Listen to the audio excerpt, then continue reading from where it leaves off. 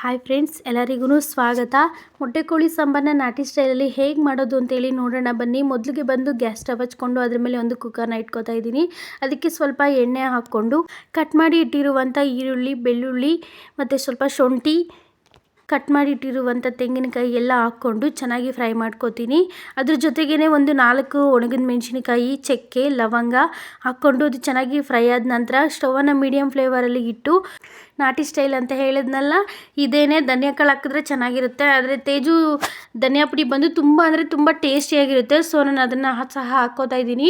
ಧನಿಯಾ ಪುಡಿ, ಸ್ವಲ್ಪ ಅರಿಶಿನ ಹಾಕ್ಕೊಂಡು ಮಸಾಲಾನ ರುಬ್ಬಿ ಎತ್ತಿಟ್ಕೋತಾ ಇದ್ದೀನಿ. ಈಗ ಬಂದು ಚಿಕನ್ ಒಗ್ಗರಣೆಗೆ ಬಂದು ಅದೇ ಕುಕ್ಕರ್ನ ಇಟ್ಕೊಂಡು ಒಂದು ಸ್ವಲ್ಪ ಎಣ್ಣೆ, ಒಂದು ಪಲಾವ್ ಎಲೆ, ಕಟ್ ಮಾಡಿ ಇಟ್ಟಿರುವಂಥ ಈರುಳ್ಳಿ, ಕಟ್ ಮಾಡಿ ಇಟ್ಟಿರುವಂಥ ಪುದೀನನ ಹಾಕಿ ಚೆನ್ನಾಗಿ ಫ್ರೈ ಮಾಡ್ಕೋಬೇಕು. ಅದ್ರ ಜೊತೆಗೆ ನಾನು ಒಂದು ಟೊಮೊಟೊನ ಸಹ ಹಾಕ್ಕೋತಾ ಇದ್ದೀನಿ.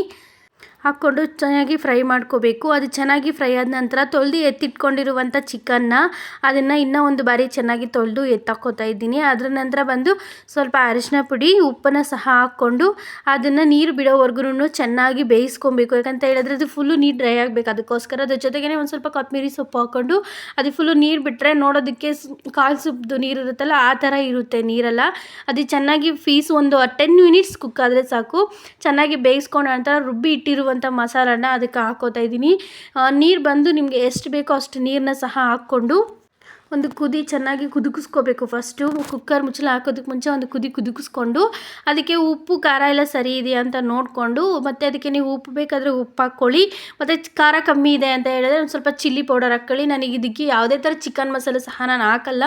ಮನೇಲಿ ನಾಟಿ ಸ್ಟೈಲ್ ಅಂತ ಯಾಕೆ ಹೇಳಿದೆ ಅಂತಂದರೆ, ನಾನು ಇದಕ್ಕೆ ಚಿಕನ್ ಮಸಾಲ ಆಗ್ಬೋದು, ಇಲ್ಲ ಗರಂ ಮಸಾಲ, ಅದರ ಪಾಕೆಟಲ್ಲಿ ಬರುವಂಥ ಯಾವುದನ್ನು ಸಹ ನಾನು ಹಾಕೋದಿಲ್ಲ. ಅದಕ್ಕೆ ನಾನು ನಾಟಿ ಸ್ಟೈಲ್ ಅಂತ ಹೇಳಿದ್ದು. ಇಷ್ಟೇ ಮಾಡೋದು ನಾನು.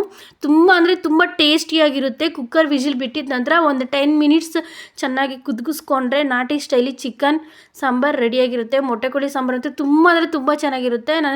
ನೀವು ಬೇಕಾದರೆ ಒಂದ್ಸರಿ ಟ್ರೈ ಮಾಡಿ ನೋಡಿ, ಎಷ್ಟು ಚೆನ್ನಾಗಿರುತ್ತೆ ಅಂತ ನಿಮಗೆ ಗೊತ್ತಾಗುತ್ತೆ. ನನಗೆ ಮೊಟ್ಟೆ ಕೋಳಿ ಸಾಂಬಾರು ಅಂದ್ರೇ ತುಂಬ ಇಷ್ಟ. ನಾಟಿ ಕೋಳಿ ಅಷ್ಟು ನನಗೆ ಇಷ್ಟ ಆಗೋದಿಲ್ಲ. ಯಾಕಂತ ಹೇಳಿದ್ರೆ ನಮ್ಮ ಕಡೆ ಚಿಕನ್ ತುಂಬ ಅಂದರೆ ತುಂಬ ಚೆನ್ನಾಗಿರುತ್ತೆ.